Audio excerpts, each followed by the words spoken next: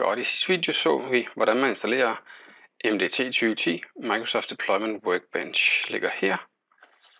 Og vi skal oprette et par shares, et til logfiler og et til mine deployment-filer. Før vi gør det, så vil jeg lige i Active Directory. Her har jeg oprettet en OU, der hedder Deploy. Og herinde laver jeg en new user. Vi kalder ham build.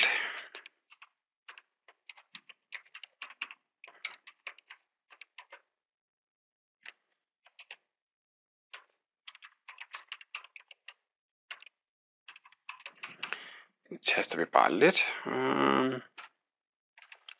Laver et kompleks password.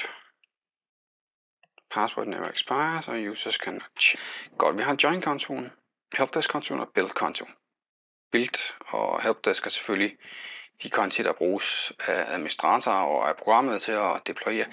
Mens join er det username og password, som en bruger eventuelt vil skulle oplyse, hvis han står ude med en computer og skal trykke F12 for at installere, eventuelt med en administrator i telefonrøret. Alle almindelige konti har mulighed for at oprette op til 10 computere. Men det er meget rart at have en join-konto, også hvis vi scripter det i en undertente. Vi skal have givet nogle rettigheder. Vi ved, at computere bliver oprettet i computers OU som default. Derfor så siger jeg højreklikker jeg på den og siger delegate control, next. Add, og så skal vi selvfølgelig finde min konti. Der er min join. Den adder jeg. Og siger next. Jeg kan vælge delete, create and manage user accounts, men så får han for mange rettigheder. Derfor siger jeg custom, next, only the following objects. Account objects ligner i hvert fald en slårøl. Computer objects er den jeg gerne vil have. Og jeg siger create objects in this folder. Så har den kontrol på det. Her, permissions.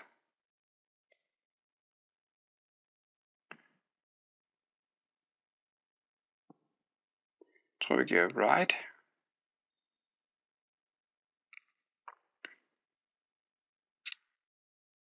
Next og finish.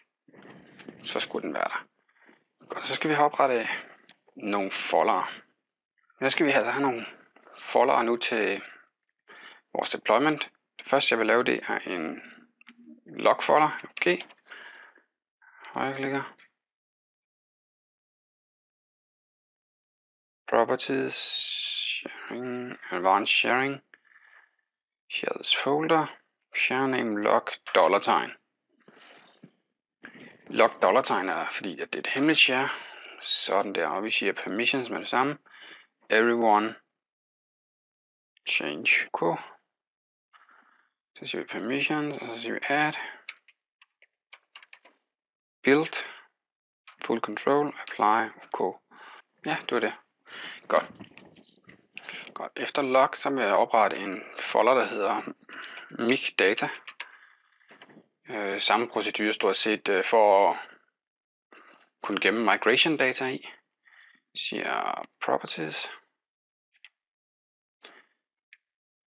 Sharing. Advanced. Share this folder. Igen en hemmelig folder. Apply. Og så siger vi add. Og cancel. Permissions. Everyone and remover. Vi så siger vi add. Og så siger jeg helpdesk. Og her har jeg så 2, fordi jeg har en helpdesk gruppe. Men så er det den her vi vælger. Vi tager begge dele. Helpdesk. Og vi giver fuld kontrol til helpdesk. Fuld kontrol til helpdesk. Apply. Og jeg havde lige glemt her, at everyone skal selvfølgelig have rettigheder. Vi skal nu op og share. Jeg siger new. Og jeg siger browse. Jeg har allerede på D. Har jeg oprettet MDT-test. Men jeg har ikke delt det, så jeg siger OK. Next.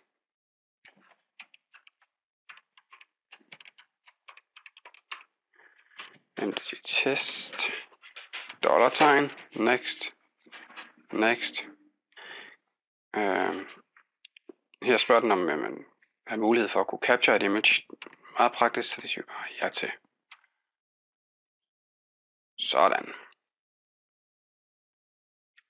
finish, og så har vi sådan set oprettet et share. Se hvad der lige skete.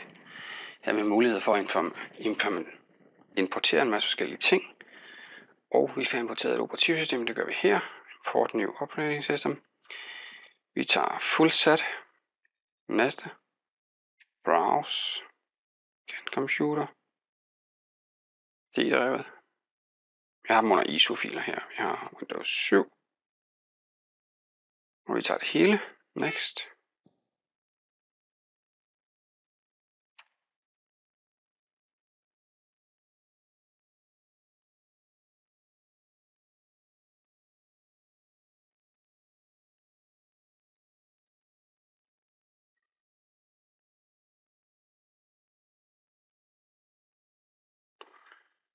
Sådan, det er fint. Next. Og sådan. Så kopierer den filerne over. Godt, og nu er den færdig med at installere. Vi trykker finish. Lad os prøve at se en gang operativsystem. Og der ligger det så med Windows 7 Professional. Højre klikker lige på det, siger Properties. Og operativsystemnavn lige langt nok. 7 64 BT TST. Apply. Og der er jo ikke mere, jeg har lyst til at ændre her, så vi siger OK. Og så er vi færdige til at deployere vores første test. I næste video vil jeg vise, hvordan man bruger nogle af alle de her faneblad her, og får importeret nogle driver og nogle packages, og får sat en task sequence op. Og i det hele taget får lavet nogle sjove ting ved deployeringen.